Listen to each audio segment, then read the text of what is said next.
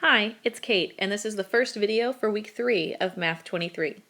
This week we're going to talk more about matrices and vectors, and in particular exactly what we can use matrices to accomplish, which is quite a great deal, and vectors and the space that they live in. We need to learn a little bit more about both of those things. Let's get started. First, we can use matrices through a process known as row reduction to solve systems of linear equations. Let's take a look. We start out with a system of linear equations like this. We know that both x plus 2y equals 7 and that 2x plus 5y equals 16. In previous classes, you probably would manipulate these equations, add or subtract them together, try to isolate a variable, then plug that back into the equation. And essentially, that's what matrices allow us to do. But through the process of row reduction, we have a very straightforward and clear path about how best to manipulate these equations. Let's talk about it. We take off the coefficients of x and y. We make this column the coefficient on x and this column the coefficient on y. So here we have 1x plus 2y, so we have 1, 2 in the top row, and then we have 2x plus 5y in this one, so we have 2, 5 in the bottom row. We also have the vector v, whose components correspond to x and y. We also have the vector b, which corresponds to the coefficient on 1 on the other side of the equation. So basically, when we multiply a and v together, what we're going to get is this matrix, which, according to our system of linear equations, is equal to 7 in the first component and 16 in the second. So by stripping out the coefficients and creating this matrix, by isolating the variables in this vector, and multiplying them together, we get that the matrix A over here times the vector v right there is going to be equal to b, which is the components on the right-hand side of the equation. All right, so we want to append b to a. So we just literally stick 7 and 16 onto here as the third column of this now enlarged matrix. So we have this part was the old a up here, the coefficients on x here, the coefficients on y here, and then this was the old b, the coefficient on 1. Now the process is 2 steps. First, we're going to subtract twice row 1 from row 2. Let's see what that looks like. That's our result. How did we get there? Well, remember we want to subtract twice row 1 from row 2. So we leave row 1 totally alone. It's still 1, 2, 7. Then I multiply this component by 2. That's 2. I subtract it off of the bottom equation, so I get 0 here. 2 times 2 is 4. I subtract that off of 5. 2 times 7 is 14, and I subtract that off of 16, and I get 2. So now I have 0, 1, and 2 in the bottom here. The next step is to subtract twice row 2 from row 1, and what am I going to get? I'm going to get this, right? We now leave row 2 totally alone.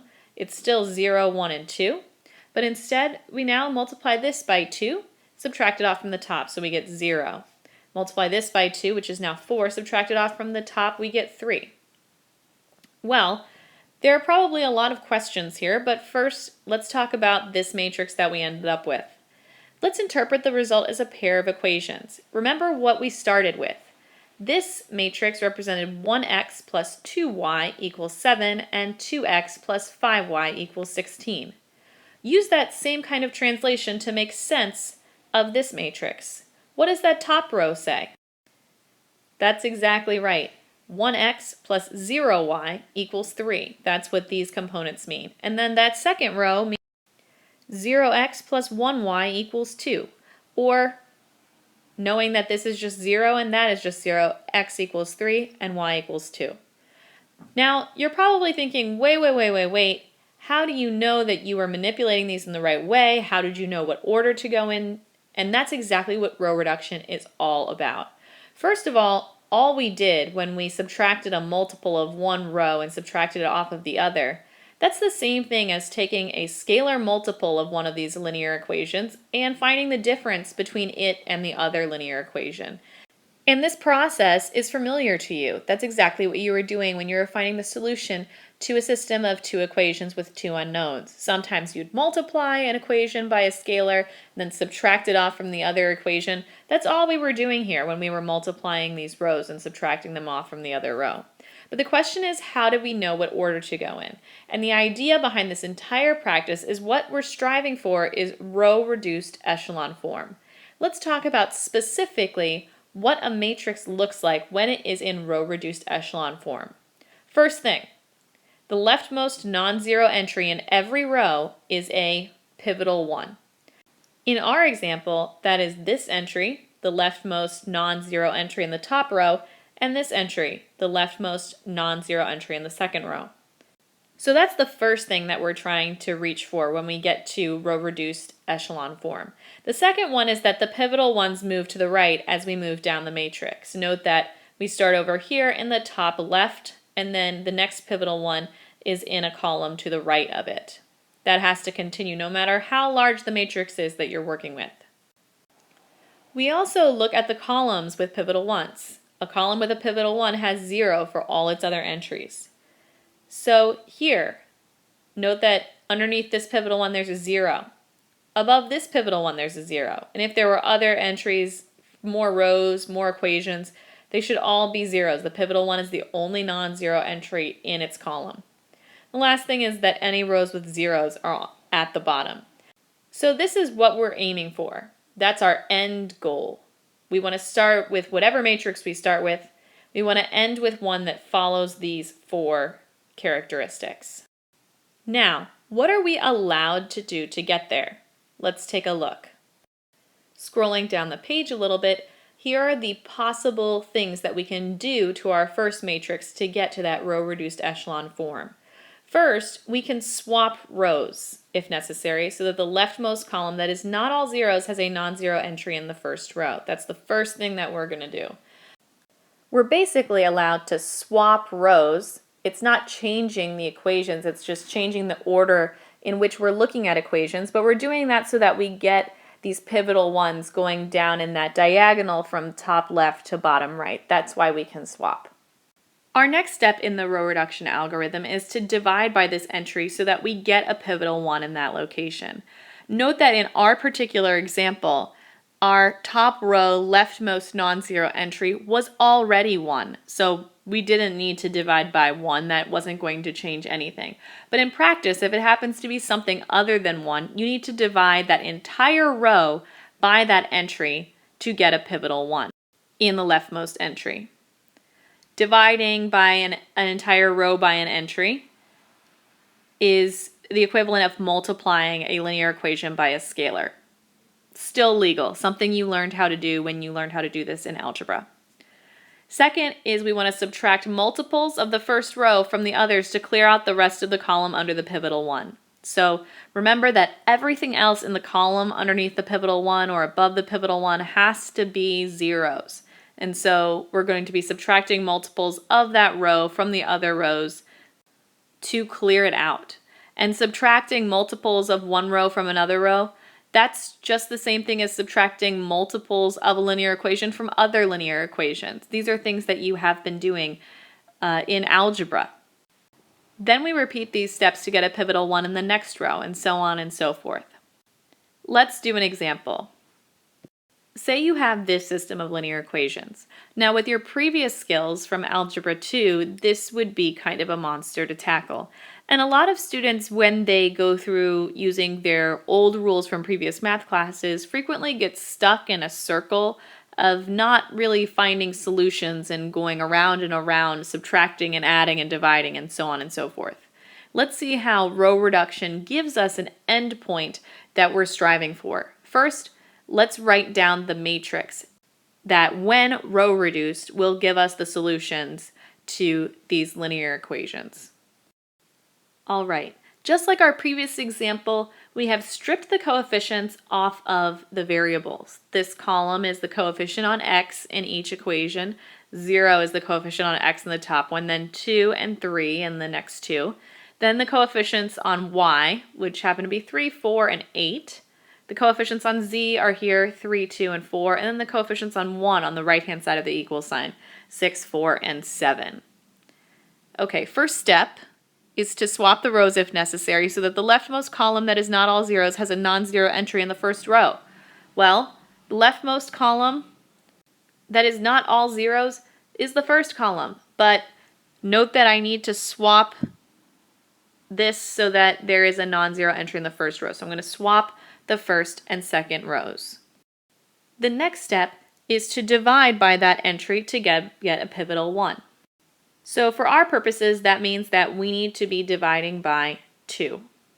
All we've done so far is just divide that now first linear equation, but this one right here, by 2. Still maintains the same relationship between the variables.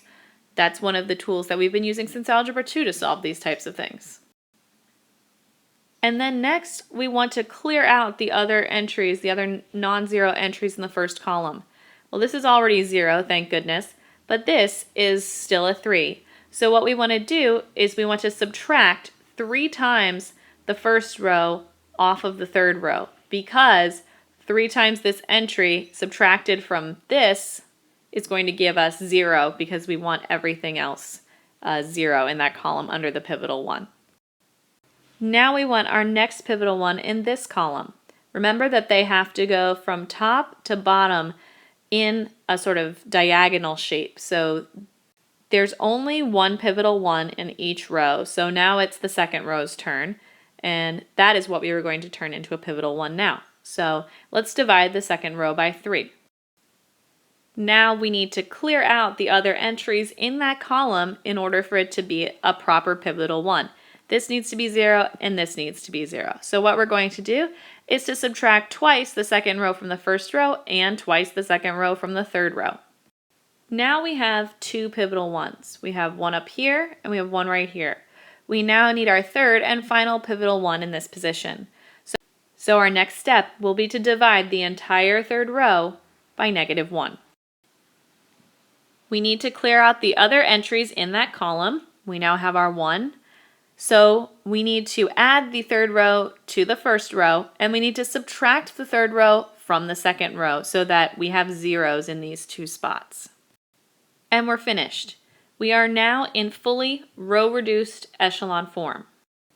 So what does it all mean? Well, remember, we translated from the set of linear equations into a matrix. Now we are at a matrix at the end, and we want to translate back into a system of linear equations. Let's write those down.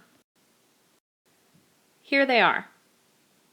We have 1x plus 0y plus 0z equals 1, 0x plus 1y plus 0z equals -1, 0x plus 0y plus 1z equals 3, which tells us that x equals 1, y equals -1, and z equals 3. You can plug those back into the system of linear equations to check. A lot of people ask me if it's necessary to put this notation here and document our steps. I'll tell you that no, it's not necessary, but all you have to experience is one instance of many, many steps of row reduction coming out to a solution that is totally wrong and being completely lost as to where the problem happened, to make you realize that sometimes putting these little notes next to each matrix makes it a little bit easier for you to figure out what you did in the steps between these matrices, and vastly simplifies your life when it comes to finding mistakes. Back to the notes. Row reduction isn't anything groundbreaking, isn't anything earth-shattering, it shouldn't feel entirely new. It's just a nice, organized, standardized algorithm to follow in order to determine whether a system of linear equations has no solution, a unique solution, or infinite solutions. So you won't get stuck in these loops of going back and forth or how to progress forward the way that you may have in algebra class. By moving towards row-reduced echelon form, you are always on the right track.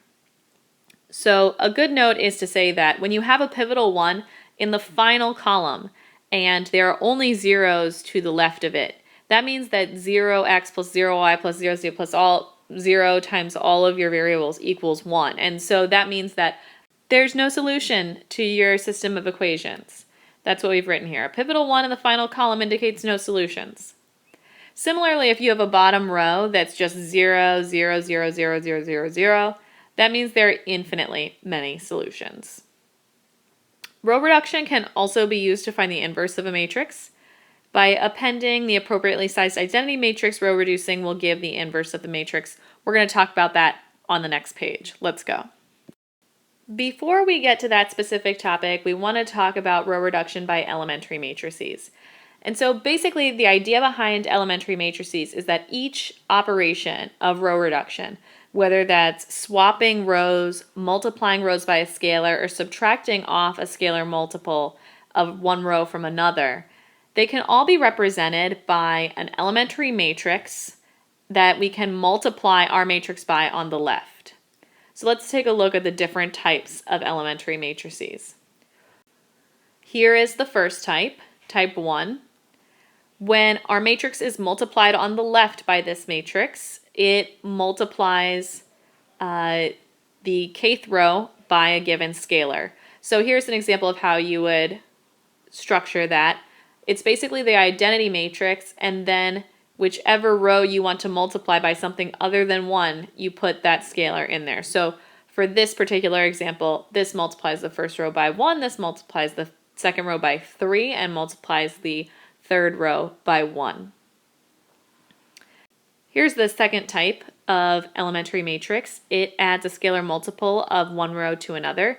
And the way you can interpret it is by saying, here's what we're going to do to the first row. Here's what we're going to do to the second row. Here's what we're going to do to the third row. And here, within what happens to the first row, here are the coefficients on each row. So this is what happens to the first row. In the first row, we take 1 times the first row plus 3 times the second row. In the second row, we take 0 times the first row plus 1 times the second row plus 0 times the third row. In the third row, we take 0 times the first row plus 0 times the second row plus 1 times the third row. So essentially, this matrix is leaving the second and third rows totally alone, but the first row is having 3 times the second row added to it. All right, let's look at the third type. The third type of elementary matrix involves swapping the order of the matrix. We want to swap rows J and with row K.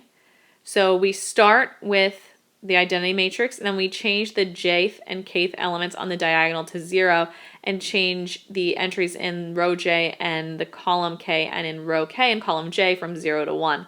So again, you can interpret this as this row tells us what is contributing to the first row. So it's 0 times the first row plus 0 times the second row plus 1 times the third row in the first row. In the second row, we have 0 times the first row plus 1 times the second row plus 0 times the third row in the second row. In the third row, we have 1 times the first row plus 0 times the second row plus 0 times the third row. So what is this matrix totally doing? Well, it's taking the third row and putting it in place of the first row and taking the first row and putting it in place of the third row. So it is swapping the first and third rows. Now let's go back to that note that I had mentioned before. This says suppose that AI reduces to A prime B. Well, what does that mean? It means that if we have an extra large matrix that looks like this, and there's not actually a line down the middle of it, this just means that we've appended the identity matrix to it. So we stuck the identity matrix, here's our original matrix A, and we row reduce it to row reduced echelon form, and we get A prime B. Then EA equals A prime and EI equals B, where E is the product of all of the elementary matrices that it takes to get to row reduced echelon form. Now note that because we multiply by E on the left, our matrix A is encountering these operations from right to left. So E1 is the first step that you would take in order to get to row reduced echelon form. E2 would be the second step, E3 would be the third step, so on and so forth, and it has K steps. So E here is one single matrix that when it multiplies our matrix on the left, it gets us all the way to row reduced echelon form.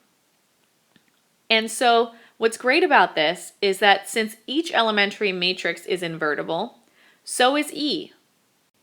We can row reduce our matrix by multiplying on the left by E, and then we could unrow reduce. We could return our original matrix. And so clearly because EI equals B, E equals B, which means that we can construct E during the row reduction process by appending the identity matrix to I to the matrix A that we are now reducing. So what does that mean? Basically, when you're asked, what does E equal? What is the matrix that I could multiply by on the left to get me to row reduced echelon form?